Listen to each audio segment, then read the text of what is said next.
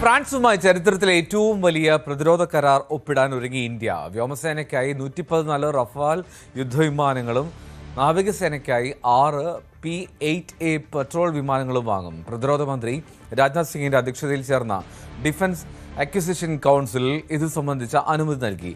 KP അഭിലാഷാണ് ചേരുന്നത്. Abhilash, Rafale കൂടുതലായി എത്താനുള്ള വലിയൊരു കരാറിലേക്കാണ് ഇന്ത്യ പോകുന്നത്.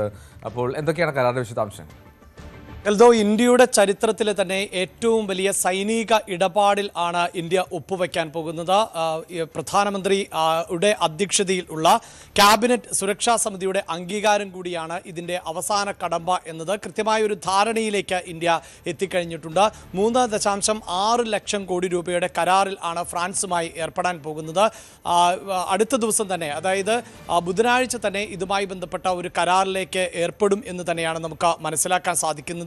റഫേൽ യുദ്ധവിമാനങ്ങളും അതോടൊപ്പം തന്നെ മറ്റ് യുദ്ധവിമാനങ്ങളും ഉൾപ്പെടുന്ന ബൃഹത്തായ ഒരു കരാറിൽ ആണ് ഏർപ്പെട്ടിട്ടുള്ളത് എന്നതാണ് എടുത്തു പറയേണ്ടത്.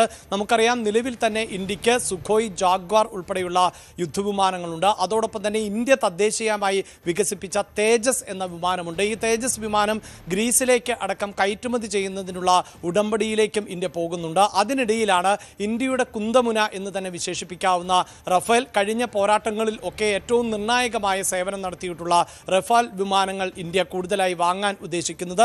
മാറുന്ന സാഹചര്യങ്ങൾ കൂടി, അതായത് നമുക്കറിയാം ഇപ്പോൾ പാകിസ്ഥാനും ബംഗ്ലാദേശും ഉൾപ്പെടെയുള്ള രാജ്യങ്ങളിലെ രാഷ്ട്രീയ സാഹചര്യം അറിയാം. അങ്ങനെ ഇന്ത്യയുടെ സുരക്ഷ എന്നത് പ്രധാനമായി മാറുകയും ഈ രാജ്യങ്ങൾ റഷ്യയുമായോ അല്ലെങ്കിൽ അമേരിക്കയുമായോ ഒക്കെ കൂടുതൽ ധാരണയിലേക്ക് എത്തുകയും ചെയ്യുന്ന ഒരു പശ്ചാത്തലത്തിൽ കൂടിയാണ് ഇന്ത്യയുടെ സുരക്ഷ കൂടുതലായി വർദ്ധിപ്പിക്കുന്നത്.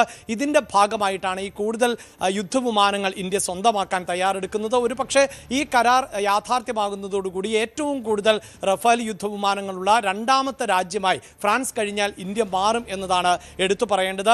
ഈ കരാറിൻ്റെ ഉള്ളടക്കത്തിലേക്ക് വരുമ്പോൾ 18 വിമാനങ്ങൾ ഫ്രാൻസിൽ തന്നെ നിർമ്മിച്ച് ഇന്ത്യയിലേക്ക് ഇറക്കുമതി ചെയ്യുക എന്നതാണ് ധാരണയുടെ ഉള്ളടക്കം. അതോടൊപ്പം തന്നെ 96 യുദ്ധവിമാനങ്ങൾ അത് തദ്ദേശീയമായി തന്നെ ഇന്ത്യയിൽ നിർമ്മിക്കും എന്നതാണ്. അതിൻ്റെ സാങ്കേതിക സംവിധാനങ്ങൾ ഉൾപ്പെടെ പൂർണ്ണമായും ഏതാണ്ട് ഫ്രാൻസിൽ നിന്ന് ഇറക്കുമതി ചെയ്യുന്ന സാഹചര്യം ആണ് ഉണ്ടാകുന്നത്.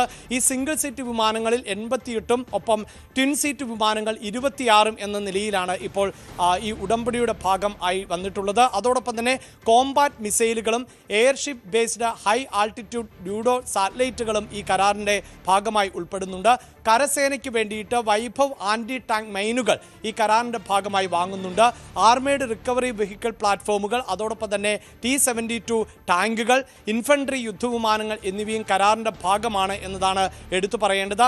അമേരിക്കയുടെ P-81 റേഞ്ച് മാരിടൈം റിക്സനൈറ്റ് എയർക്രാഫ്റ്റ്, അതാണ് നമ്മുടെ നാവികസേനയ്ക്ക് വേണ്ടി വാങ്ങുന്നത്. ഏതാണ്ട് 28,000 കോടി രൂപയാണ് ചെലവ് വരുന്നത്. ഈ കരാറിൻ്റെ ആകെ തുക എന്നത് 3.6 ലക്ഷം കോടിയാണ് എങ്കിൽ ഇതിൽ എടുത്തു പറയേണ്ടത് 2.5 ലക്ഷം കോടി രൂപയോളം ഈ റഫാൽ യുദ്ധവിമാനങ്ങളുടെ മാത്രം ഇറക്കുമതിക്ക് വേണ്ടിയാണ് ചെലവാക്കുന്നത്. മറ്റു തുക എന്നത് ഉൾപ്പെടുത്തിക്കൊണ്ടാണ് ഈ യുദ്ധവിമാനങ്ങളും ഒപ്പം മറ്റു യുദ്ധക്കോപ്പുകളും വാങ്ങുന്നതിനായി ധാരണയിലേക്ക് എത്തിയിട്ടുള്ളത്. ബുധനാഴ്ച തന്നെ ഇതുമായി ബന്ധപ്പെട്ട കരാറിലേക്ക് ഇന്ത്യയും ഫ്രാൻസും തമ്മിൽ എത്തും എന്നതാണ് നമുക്ക് മനസ്സിലാക്കാൻ സാധിക്കുന്നത്. ഇമ്മാനുവൽ മാക്രോൺ ഇന്ത്യയിലേക്ക് എത്തുന്നത് ബുധനാഴ്ചയാണ്. അതിനുശേഷം ഈ സന്ദർശനത്തിൻ്റെയും കൂടിക്കാഴ്ചകളുടെയും ഭാഗമായി തന്നെ ഇന്ത്യയും ഫ്രാൻസും തമ്മിൽ ഇന്ത്യയുടെ ചരിത്രത്തിലെ തന്നെ ഏറ്റവും വലിയ അല്ലെങ്കിൽ ഏറ്റവും ചെലവേറിയ യുദ്ധ സാമഗ്രികളുടെ കരാറിലേക്ക് ഏർപ്പെടുന്നു എന്നതാണ് വിവരം. എൽദോ, KP ആണ് വിവരങ്ങൾ നൽകിയത്. ന്യൂസ് ഡെസ്കിൽ നിന്ന്.